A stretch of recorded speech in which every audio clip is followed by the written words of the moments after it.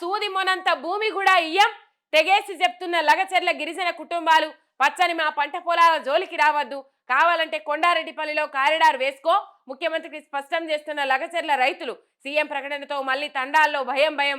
రైతుల కోసం ఇప్పటికీ గాలిస్తున్న పోలీసులు అర్ధరాత్రి ఎక్కడ దాడి చేస్తారోనని ఆందోళన. మళ్ళీ నిర్మానుష్యంగా మారుతున్న తండాలు అని చెప్పేసి ఇక్కడ వార్త చూస్తా ఉన్నాం. ఇంకా 44 మందిని అరెస్టు చేసేదానికి యంత్రాంగం సిద్ధమైందట. ఎట్లా పెట్టి భూములు గుంజుకోవాలి, భయపెట్టాలి, ఇబ్బందులకు గురి చేయాలి, వాళ్ళ నుంచి భూములు గుంజుకున్నోళ్ళమే కావాలి. మనం ఎట్లా పెట్టి భూములు గుంజుకున్నోళ్ళమే కావాలి. ఏమన్నారు? ఫార్మా క్లస్టర్లు రద్దు చేస్తున్నాం, ఫార్మా క్లస్టర్ల కోసం విడుదల చేసిన భూసేకరణ గెజెట్ ను ఉపసంహరించుకుంటున్నామని ఉపసంహరించుకున్నారు.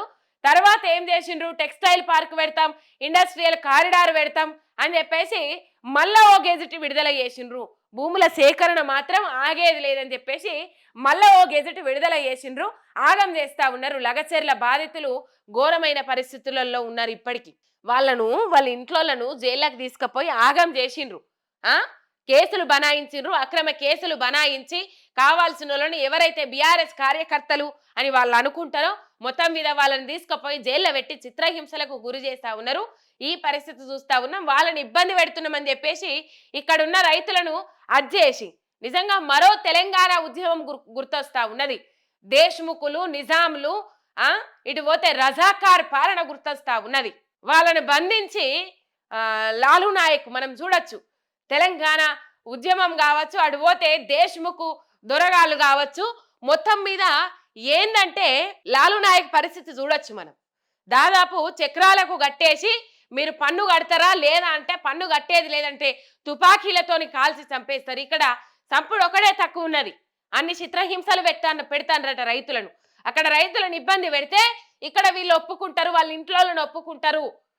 మొగదిక్కు లేకుండా చేస్తే వాళ్ళు సచ్చినట్టు ఒప్పుకుంటారని చెప్పేసి అక్కడ వాళ్ళను మొగోళ్ళని అందరినీ తీసుకుపోయి జైలు వేసి ఆగం చేసి వీళ్ళు నాశనం 16 గంటలు చేస్తా ఉన్నారు. మొత్తం మీద తెగేసి చెప్తున్నారు లగచెర్ల గిరిజన కుటుంబాలు, పచ్చని మా పంట పొలాల జోలికి రావద్దు, కావాలంటే కొండారెడ్డిపల్లిలో కారిడార్ వేసుకొని చెప్పేసి తెగేసి చెప్తా ఉన్నారు.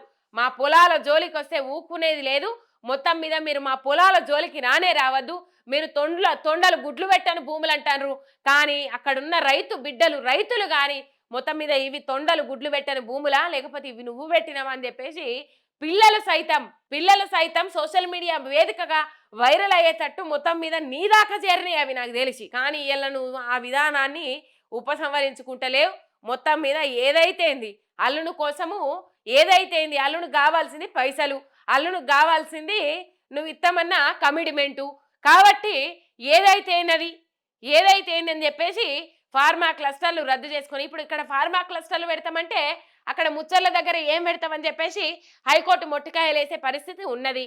ఆడ 16,000 ఎకరాలు అంటావు, ఫోర్త్ సిటీ అంటావు, ఫ్యూచర్ సిటీ అంటావు, ముచ్చర్లలో 14,000 ఎకరాలు ఏం చేస్తావో చెప్పవు.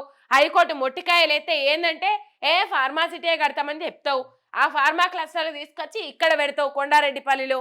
మళ్ళా కొండారెడ్డిపల్లిలో పెట్టుకోమంటుంది. ఇక్కడ లగచెర్ల ఇటు పోతే రోటిబండ తండా 5 తండాలను ఆగం చేయాలని నిర్ణయం తీసుకున్నారు.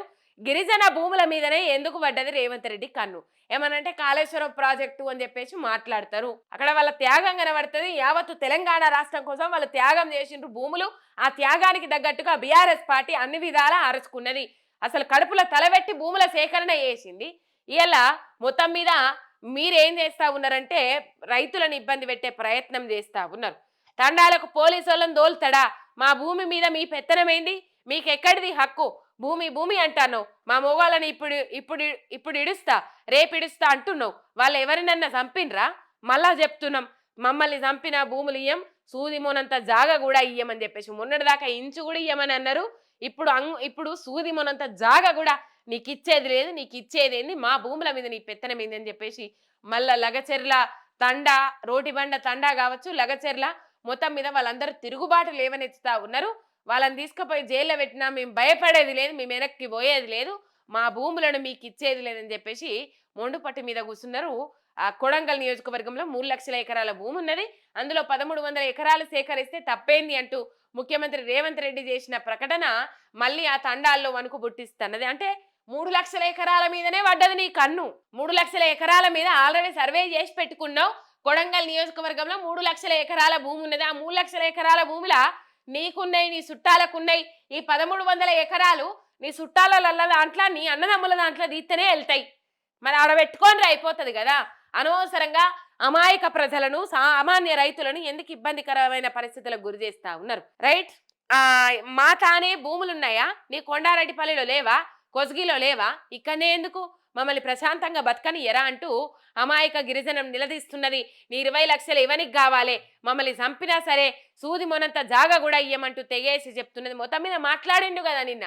10 లక్షలు కాకపోతే 20 లక్షలు. ఎవరికి కావాలని 20 లక్షలు?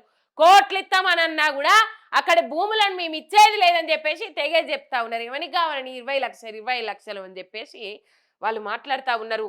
ఇక ఫార్మా క్లస్టర్కు సేకరించాల్సిన భూసేకరణను ఉపసంహరించుకున్న 48 గంటలలోనే మళ్ళీ ఇండస్ట్రియల్ కారిడార్కు భూసేకరణ కోసం ఇచ్చిన నోటిఫికేషన్ లగచెర్ల తండాలో గుబులు రేపింది. ఇప్పటికే భయంతో చాలా మంది పారిపోగా లగచెర్ల రోటిబండ తండా, పులిచెర్ల తండాలో కేవలం మహిళలు, ముసలోళ్ళు, చిన్నపిల్లలే బిక్కుబిక్కుమంటూ బతుకుతున్నారు. లగచెర్ల ఘటన జరిగి 22 రోజులు గడుస్తున్నా తమ వాళ్ళ ఆచూకీ తెలియక విలవిల్లాడుతున్నారు. ఎప్పుడు ఇడిచిపెడతారంటే రేపెడతాం. మరి అంత మాట్లాడుతున్న ముఖ్యమంత్రి, ఆ రైతులను అంత పాయిరం ఉన్న ముఖ్యమంత్రి, ఇలా రైతుల మీద నాకు అంత పాయిరం ఉన్నది, ఇంత పాయిరం ఉన్నదని మాట్లాడుతున్న ముఖ్యమంత్రి, ఆ కొడంగల్ నియోజకవర్గ రైతులే కదా, నిన్ను ఓటేసి గెలిపించిన రైతులే కదా, మరి వాళ్ళని ఎప్పుడు ఇడిచిపెడతావు చెప్పు. 22 రోజులు వాళ్ళని అరెస్ట్ చేసి ఇంకా 44 మందిని అరెస్ట్ చేసేందుకు తండాలకు పోలీసు వాళ్ళని దోలుతున్నవాట. వాళ్ళని ఎప్పుడు ఇడిచిపెడతావు చెప్పు. రైట్. ఇక మరో 497 ఎకరాల భూసేకరణ 2 రోజుల్లో సర్కార్ రెండవ నోటిఫికేషన్. లగచెర్లలో మొత్తం 607 ఎకరాల సేకరణ. ఇక రేవంత్ జాగీరా 20 లక్షలు నేనేస్తా అనడం ఏమిటి? తమ ప్రభుత్వం ఇస్తుందని చెప్పాలి. ఎకరాకు 10,000 రైతు బంధు ఇవ్వలేని ప్రభుత్వం 35,000 కోట్ల బోనస్ ఇస్తుందా? మాజీ మంత్రి నిరంజన్ రెడ్డి నిలదీత అని చెప్పేసి ఇక్కడ వార్త.